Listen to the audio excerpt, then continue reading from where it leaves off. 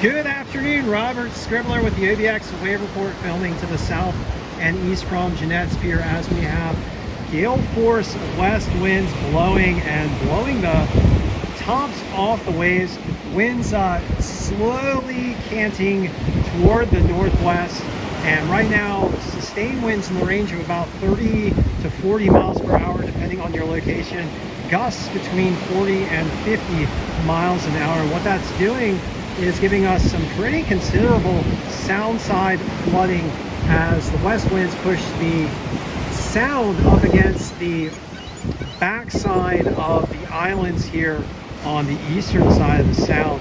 For the ocean, the west wind should be pushing the ocean offshore, but as you can see, we still have relatively high water on the ocean side as well. Up and down the Outer Banks right now, we've got 2 to 5 foot waves on the east facing beaches. For Frisco, 5 to 7 foot waves due to a residual southwest swell from strong southwesterly winds last night.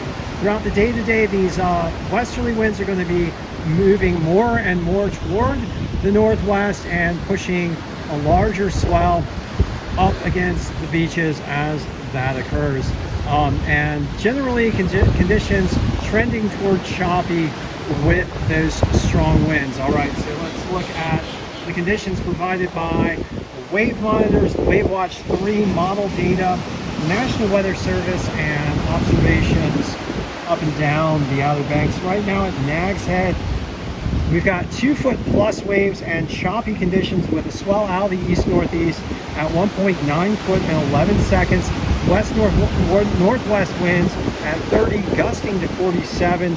Air temperatures 52. Ocean water temperatures cold at 46. At Rodanthe, we've got 3 foot plus waves. Texture with semi-choppy conditions. South swell 5.1 foot and 9 seconds. Northwest winds 32, gusting to upper 40s. Air temperature 57 degrees. Ocean water temperatures 50. And at Buxton, 3 to 5 foot semi-fair conditions with texture south-southwest swell wrapping around the point there at 8.1 foot and 9 seconds. West-northwest winds sustained, raging out of the west-northwest at 39 miles per hour. Air temperatures 56 degrees Fahrenheit. Ocean water temperatures 52. And at Frisco 5 to 7 foot and choppy conditions with a south-southwest swell at 9.7 foot and 9 seconds. Today, gale force winds coming from the west and shifting northwest throughout the day as conditions become choppier on the east-facing beaches. 2 to 5 foot waves overall, temps in the 50s, falling into the 40s later in the day with those northwesterly winds, clouds and sun, some possible rain with those clouds. Periods of sound side flooding, particularly south of Oregon Inlet, and to my understanding, roads are closed going south. Going to be doing a special report today on the sound side flooding and a supplemental report on sea level rise driven by climate change and fossil fuel burning later in the day. For Wednesday, for tomorrow, we have choppy to clean conditions with 2 to 5 foot waves and northwesterly winds at 10 to 20 miles per hour in the morning, calming by afternoon to 5 to 15 miles per hour as the winds shift toward the east and then southeast later in the day. Cold temperatures in the 40s on Thursday. 2 to 5 foot waves, mixed, choppy, and clean conditions. Light easterly winds shifting southwest by afternoon. Temperatures warming into the 50s, into the middle 50s on Thursday. On Friday, 2 to 5 foot waves, mostly choppy conditions. Northeast winds 10 to 20 miles per hour.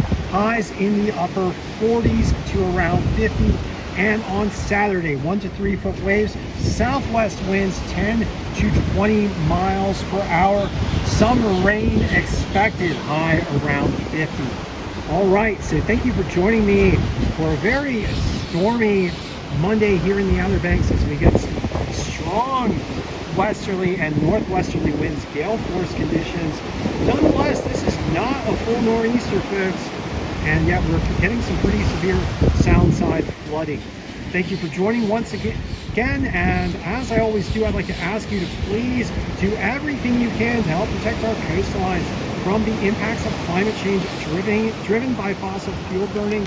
Primary action right now being the mass deployment of clean energy, mass deployable forms of clean energy, including wind, water, solar, and electric vehicles. We also have a number of clean energy solutions coming down the pipe. And in addition to that, we are going to have to do our best to build up our infrastructure here on the coast to face down what is likely to be a number of decades facing rising sea levels at the very least, depending on the speed of our transition to clean energy. All right, so thank you for joining me once again, and I will be back with you shortly.